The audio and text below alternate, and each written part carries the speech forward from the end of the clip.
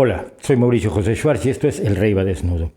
No hay quimios. Es el grito de guerra de muchos padres en México que desde 2018 enfrentan una escasez persistente de los medicamentos esenciales para tratar las enfermedades de sus hijos, diversos tipos de cáncer, sobre todo leucemia. El primer enfrentamiento de Andrés Manuel López Obrador con este problema como presidente electo se dio en septiembre de 2018, 3 meses antes de su toma de posesión, cuando un grupo de padres de niños le pidieron apoyo porque el fármaco purinetol estaba agotado desde un mes atrás y había desabasto de ciclofosfamida, 2 medicamentos indispensables para el tratamiento del cáncer.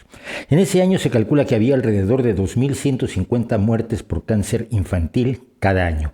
Esta afección era desde 2013 la primera causa de deceso por enfermedad entre jóvenes de 5 a 14 años de edad. Para el 25 de junio de 2021, casi 3 años después, esos padres se habían convertido en esto, según denunció el subsecretario de Prevención y Promoción de la Salud, Hugo López-Gatell, en conversación con dirigentes del partido Morena de México, que son además amigos personales del presidente López Obrador y viñetistas o cartonistas editoriales del diario oficialista La Jornada. Tú lo acabas de contar. Esta historia de los niños con cáncer, obviamente es un cuento muy bien armado. Exacto. Que llama a conmover, es decir, son niños, tienen cáncer, están desprotegidos. Sí, es una telenovela. Es una telenovela. En una frase, en una consigna. En una consigna. Es una telenovela en una consigna. Ahora, aquí me gustaría aprovechar para hacer una especie de alerta, o por lo menos que quede registrado. Este tipo de generación de narrativas de golpe, a veces se ha conectado en Latinoamérica, en la historia de Latinoamérica, con golpe. Sí, golpe claro. de Estado. Sí, claro, por supuesto. Y esta idea de los niños con cáncer que no tienen medicamentos, cada vez lo vemos más posicionado como parte de una campaña más allá del país, sí, claro, de los grupos de derecha internacionales que están buscando crear esta ola de simpatía en la ciudadanía mexicana, ya con una visión casi golpista. Es de manual, y es de manual en varios países. Así es.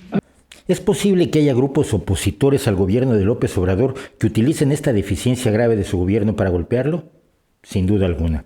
Es razonable pensar que toda la derecha internacional está empeñada en un fantasioso golpe de Estado contra un gobierno civil que le ha dado al ejército más poder, presencia y recursos que nadie en toda la historia de México. Hay un complot siniestro que desarrolla una narrativa de escasez de medicamentos para crear la telenovela que presenta Barajas, o hay una escasez de medicamentos real. Si nos atenemos a los documentos del gobierno como este de Hacienda publicado por el diario El Universal, el desabasto ha sido real.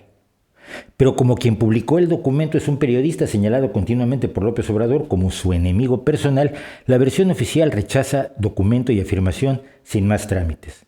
Insisto, un documento oficial de Hacienda que reconoce el desabasto y advierte que continuará. Ante la terrible acusación del subsecretario de Salud, un oncólogo mexicano que como muchos trabaja en la sanidad pública y en un hospital privado al mismo tiempo, contó la siguiente historia en Twitter. El problema del desabasto de medicamentos de alta especialidad no es nuevo.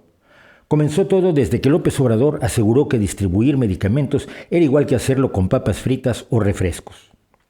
La ignorancia y la soberbia le hicieron cometer errores que se pagan con vidas. En su momento, López Obrador acusó que las compras de gobierno las concentraban solo 3 distribuidores nacionales, a los cuales vetó bajo la consigna de corrupción. Y pasó lo de siempre, no lo demostró, no lo denunció, solo destruyó. Debo aclarar, por cierto, que AMLO dijo haber vetado estas 3 distribuidoras, pero ellas siguieron siendo sus principales proveedoras en 2019. Continúa el médico. Desde enero de 2019, Carlos Loret publicó que vendría un desabasto y lo señalaron como un montaje, pero le ha salido también que el tema sigue vigente. Eso o su pronóstico se cumplió. Este periodista precisamente publicó un documento oficial demostrando que la Secretaría de Hacienda generó el desabasto de medicinas al implementar una nueva estrategia de compras. Y esto prueba también que Hacienda sabía que el desabasto seguiría hasta marzo. Desde marzo de 2019 y hasta la fecha, todo paciente oncológico añadió a su lista problemas de desabasto. Y cuando digo todo, incluye a los de tu IMSS, que es el Seguro Social en México, ISSSTE, que es la Seguridad Social de los Trabajadores del Estado, INSABI, que es el Seguro Popular del presidente López Obrador, y la medicina privada. Así es, nos dice el médico, en privado tampoco hay. El Colegio Mexicano de Oncología Médica, CMOM, presentó su queja formal a las autoridades. Solo palabras, como sucede hasta hoy. Los niños con cáncer son políticamente rentables, de ahí que su clamor sea más sonoro que el de los adultos, pero los adultos tampoco tienen quimioterapia. La solución al golpe de Estado, termina el médico, que Hugo López-Gatell y Fisgón Monero afirman que se está gestando, se termina abasteciendo farmacias. Así que surtan las farmacias y los golpistas dejarán de enviar estos mensajes a sus médicos.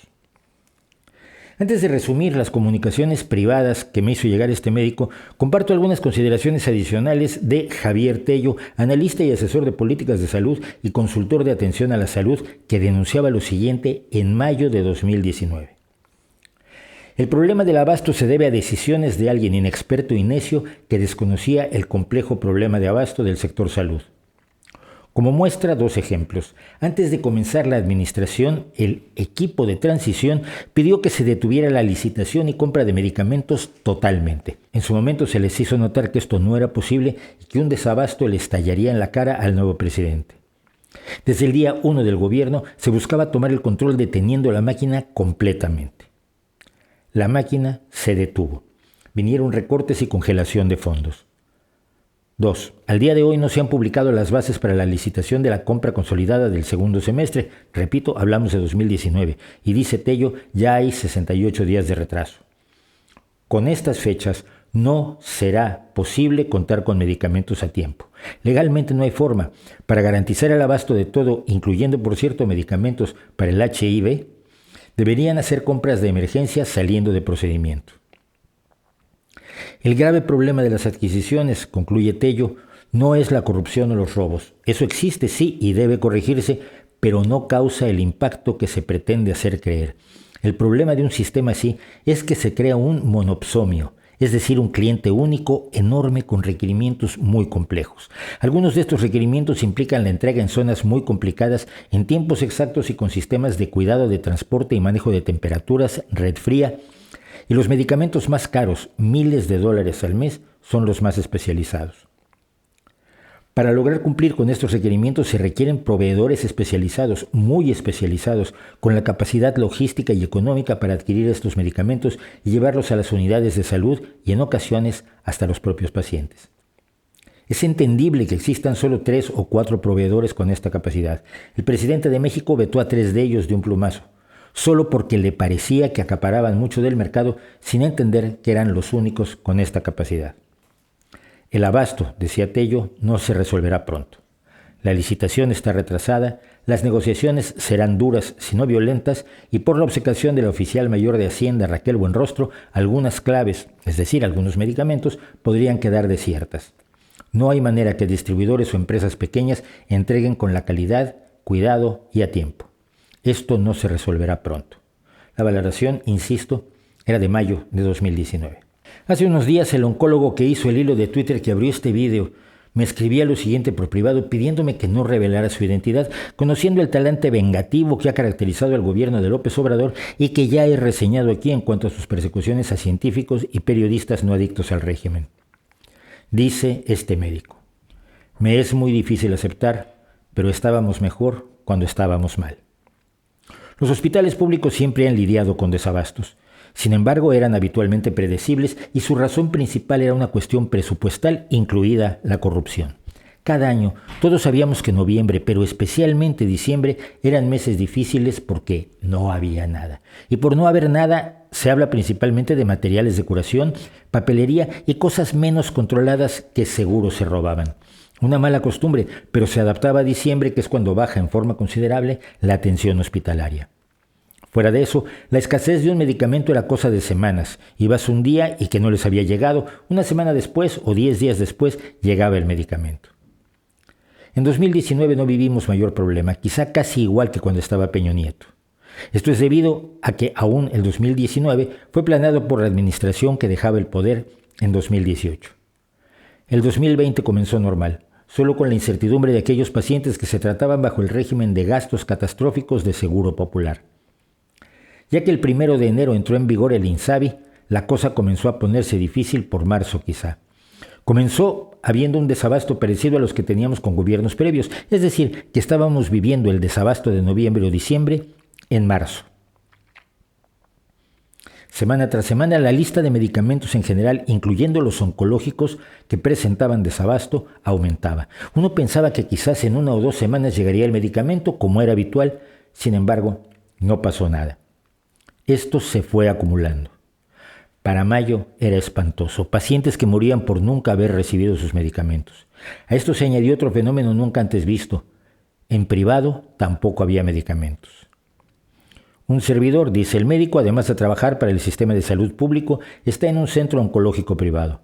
Abastecernos era complicadísimo. Medicamentos habituales económicos desaparecieron. Los precios comenzaron a subir e incluso tuvimos que recurrir a importadoras. Esto encareció en exceso los medicamentos. Por ejemplo, vincristina, ampolla de 1 miligramo marca Cribocin de Laboratorios PISA, se vendía en 90 pesos. El etópsido se conseguía en 700 pesos, una caja que contenía 10 viales de 100 miligramos cada uno. La vincristina llegó a cotizarse en 1,900 pesos. El etopósido a 2,500. Cada ampolla de 100 miligramos. Esto fue muy extraño, continuó el médico. En privado la escasez es inusual y ahora todos la enfrentábamos. Nunca se supo la razón, ya que la versión oficial era que el mundo estaba pasando por una pandemia que complicó todo, y es verdad. Los medicamentos de patente, los que valen decenas de miles de pesos por dosis, nunca escasearon.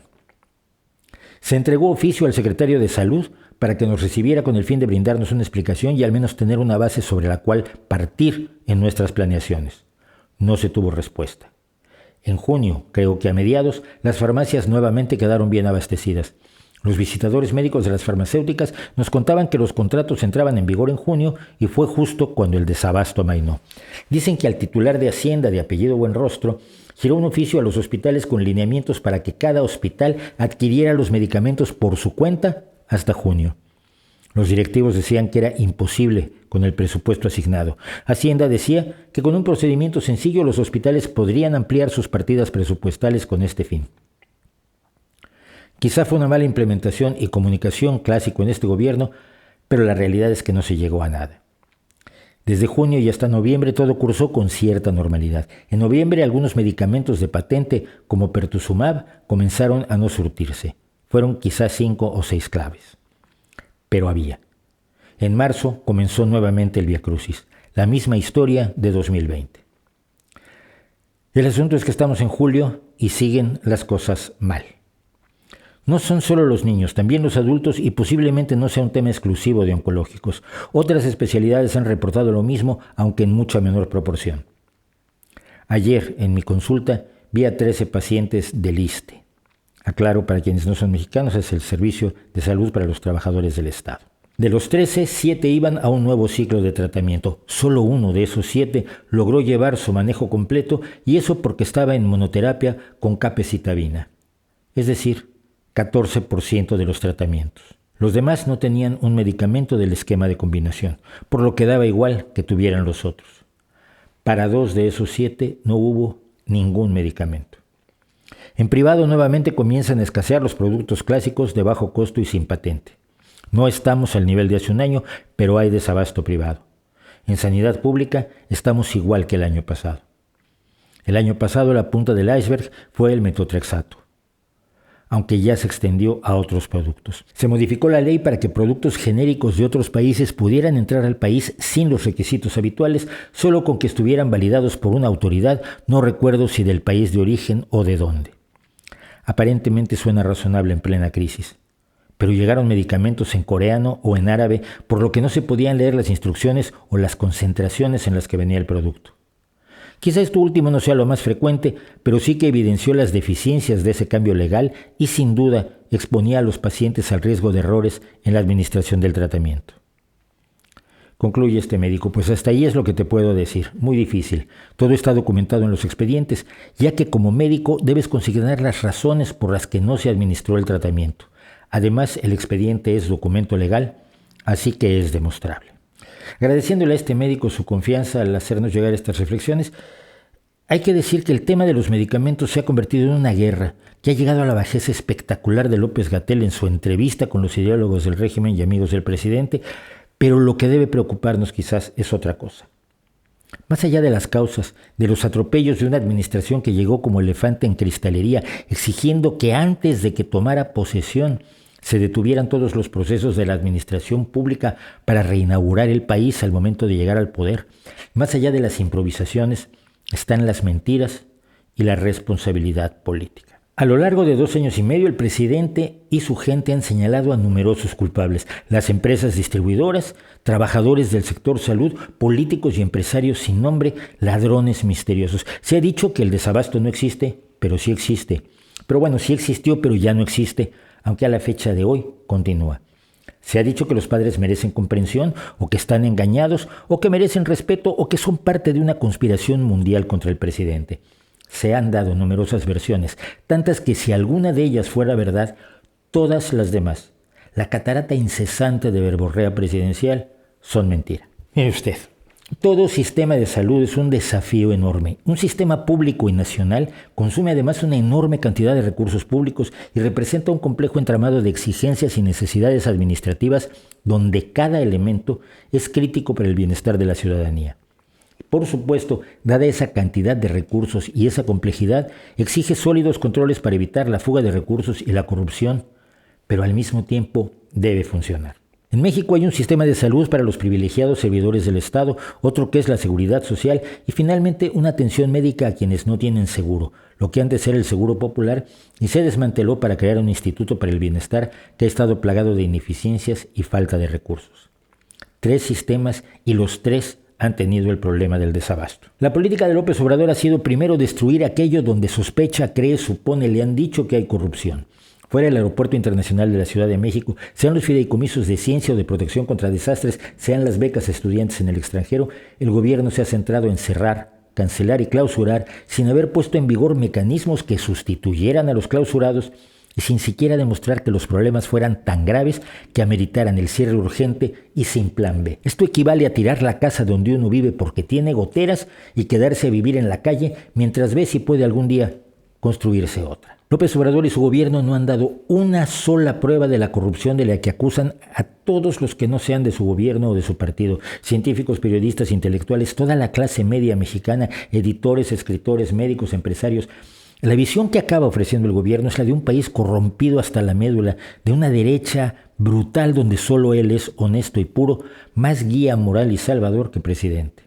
Es un retrato nacional enormemente injusto para una ciudadanía que ha sufrido los atropellos gubernamentales del PRI y el PAN a nivel nacional y de otros partidos, incluido el PRD que alguna vez fue de izquierda, en gobiernos estatales y municipios. Incluso el trato dado a los narcotraficantes y a la delincuencia por parte del gobierno actual ha sido más amable que el dado a grandes sectores de la población, convertidos en sucesivas coartadas para la ausencia de soluciones. López Obrador y su gobierno no han emprendido acciones legales contra ninguna de las muchísimas personas, instituciones, grupos y colectivos a los que ha acusado de corruptos y de muchos otros delitos, a veces solo con el fin de expulsarlos de sus puestos por no ser gratos a algunos de los cortesanos, porque no tienen otro nombre, de López Obrador.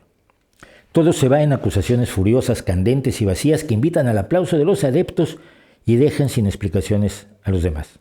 El gobierno mexicano tampoco ha hecho un intento por ejemplo, fabricar los medicamentos cuya patente ya ha caducado, como la vincristina.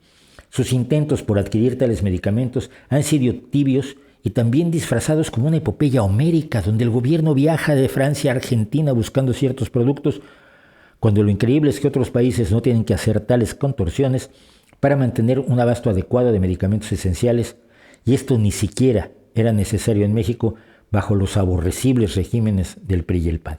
A 2 años y medio de estar en el poder, toda excusa repetida desde el primer día suena ya rancia y poco aceptable. Es poco creíble incluso cuando tiene una base real, como fue el caso de la vincristina, que escaseó unas semanas a nivel mundial porque uno de sus fabricantes dejó de producirla a fines de 2019.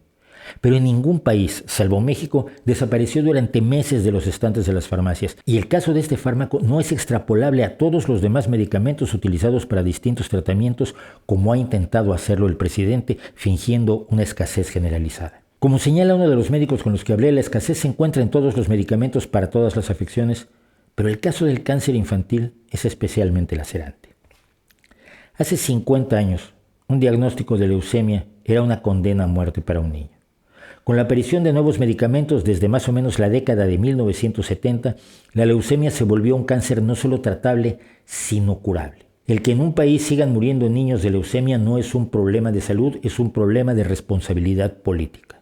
Y los niños mexicanos siguen muriendo de varios cánceres, incluida la leucemia. Se diagnostican entre 5 y 6 mil casos de cáncer infantil al año y a las muertes por la enfermedad, que puede tener cursos inesperados e intratables, se suman las muertes por falta de medicamentos. Algunos debaten si han sido 1.600 niños los que han muerto o más o menos. La discusión sobre las cifras es, sin embargo, repugnante. Un solo niño que fuera sería una condena a la falta de responsabilidad política del actual gobierno, con independencia de cuán terribles puedan o no haber sido los anteriores, que lo fueron. Es la responsabilidad política que ha eludido asumir no solo Andrés Manuel López Obrador, sino todo su gobierno, para asombro nacional e internacional. Le pido que vea los siguientes 3 minutos con 45 segundos, donde he reunido algunas de las declaraciones de Andrés Manuel López Obrador sobre el tema desde mayo de 2019 hasta julio de 2021. Nada de lo que yo pueda decir habla más elocuentemente que las palabras del propio responsable político de este desastre. Hay problema de desabasto de medicamentos,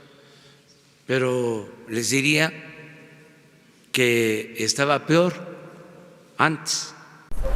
David León va a ser el director de la empresa de distribución, abasto de medicamentos, vacunas y equipos médicos. Fíjense lo que nos importa, lo del abasto de medicamentos. Ya no quiero que siga faltando los medicamentos y además dando pie a la manipulación, a la desinformación, ¿sí? Que no se les da apoyo a los niños con cáncer. O sea, habían 3 empresas que son las que tienen ahora las campañas estas de que se están muriendo los niños porque no hay medicinas para el cáncer. Había mucha corrupción en el sector salud, en todos lados, mucha corrupción. Las denuncias que se están presentando y se van a presentar, incluso las investigaciones que se van a abrir en hospitales para revisar el comportamiento de directores de hospitales públicos. Lamentablemente se llevó a cabo ese robo, ya se están haciendo las investigaciones, se está avanzando. Decirle a los padres de las niñas, de los niños con cáncer, que permanentemente estamos procurando abastecer de estos medicamentos a todos los centros de salud, a todos los hospitales. No dudo que estén molestos los que antes distribuían estos medicamentos, que por cierto no los distribuían bien, no había abasto y en algunos casos hasta los adulteraban. Estos monopolios vinculados a políticos llevaron a cabo acciones de sabotaje y que no había medicamentos, y en efecto había falta de medicamentos al principio porque hubo sabotaje. Seguramente ni siquiera entregaban los medicamentos. Se están comprando todos los medicamentos, ya están llegando los medicamentos, no van a faltar los medicamentos. Creo yo que para la semana próxima ya tenemos compradas todas las medicinas. No descansamos porque queremos que tengan sus medicamentos y que ya muy pronto lo vamos a lograr. Queda claro que el gobierno mexicano actúa como uno de esos niños que llegan a la escuela explicando que sí hizo la tarea, pero el perro se la comió. Ya se compraron los medicamentos, pero no llegaron, se los robaron, desaparecieron. Están allí, pero la perfidia de la oposición, de la derecha internacional, de la CIA y de quien se tercie impiden que veamos que los niños están en realidad bien atendidos. Y que todo lo demás es mentira, un complot internacional cuidadosamente organizado que solo puede tragarse, por decir algo, Telesur, la televisión de Maduro. El presidente de México, Andrés Manuel López Obrador, denunció este sábado desde Yucatán, al sureste del país, que empresas distribuidoras de medicamentos intentaron bloquear la entrega de medicinas para el tratamiento de cáncer infantil. Algo así lo explicaba el mandatario durante su visita al Hospital Rural Oxcuscabo. Porque ¿qué cosa sucedía? Había presupuesto el año pasado, se compraron 90,000 millones de pesos en medicinas y en materiales de curación. Y no había abasto suficiente. Le pido que vuelva a ver estos 3 minutos y 45 segundos y se pregunte con toda seriedad si cualquier indignación que surja de ellos puede legítimamente reducirse a la idea de que su único interés es golpear al gobierno y a la élite de las autoproclamadas torres de moralidad que son los actuales gobernantes, o que nos dicen que son. Pero para aceptar que lo son, deberíamos abandonar toda capacidad crítica y buena parte de nuestra empatía humana. Nuevamente tengo que decir, así no, Andrés Manuel. ¿No cree usted?